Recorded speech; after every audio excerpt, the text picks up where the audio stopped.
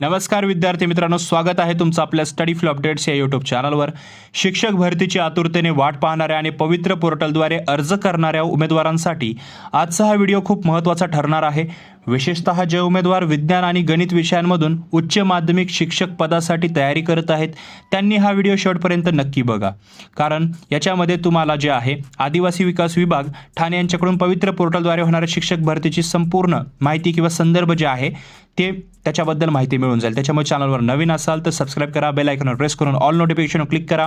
जर तुम्हाला article read करायचे असेल तर डिस्क्रिप्शनच्या पहिल्या लिंकला क्लिक करा, किंवा जर PDF डॉक्युमेंट सर्क्युलर मिळवायचे असतील तर डिस्क्रिप्शनमध्ये व्हॉट्सॲप आणि टेलिग्राम ग्रुप लिंक आहे, जॉईन करायला विसरू नका।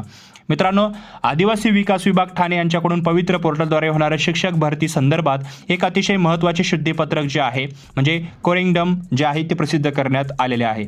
मागेच हे परिपत्रक आलेले आहे। तुम्हाला आठवत असेल 6 ऑगस्ट 2026 रोजी पेसा आणि नॉन पेसा क्षेत्रातील शासकीय आश्रमशाळांसाठी प्राथमिक, माध्यमिक आणि उच्च माध्यमिक शिक्षकांच्या 100% रिक्त जागा भरण्याकरिता एक जाहिरात आली होती। पण त्या मूळ जाहिरातीमध्ये एक छोटीशी चूक झाली होती, ती आता नव्या पत्रामध्ये दुरुस्त करण्यात आलेली आहे। तर बदल नेमका काय झालेला आहे ते आपण सोप्या भाषेत समजून घेऊया। तर बघा, उच्च माध्यमिक शिक्षक म्हणजे शिक्षण सेवक या पदासाठी जाहिरातीमध्ये काही विशिष्ट विषयांचा उल्लेख होता। जसं हे विषय कोण होते ते बायोलॉजी, केमिस्ट्री, फिजिक्स आणि मॅथमॅटिक्स। मूळ जाहिरातीत या चारही विषयांसाठी शिकवण्याचे माध्यम चुकून मराठी असे नमूद करण्यात आलेले होते, आणि आता या नवीन शुद्धीपत्रकानुसार हे माध्यम दुरुस्त करून इंग्रजी करण्यात आलेले आहे। थोडक्यात सांगायचे तर यापुढे संबंधित जाहिरातीमध्ये वर नमूद केलेल्या विषयांसाठी शिकवण्याचे जे माध्यम असेल ते मराठीऐवजी इंग्रजी असे वाचण्यात यावे। ही एक महत्त्वाची गोष्ट लक्षात घ्या मित्रांनो।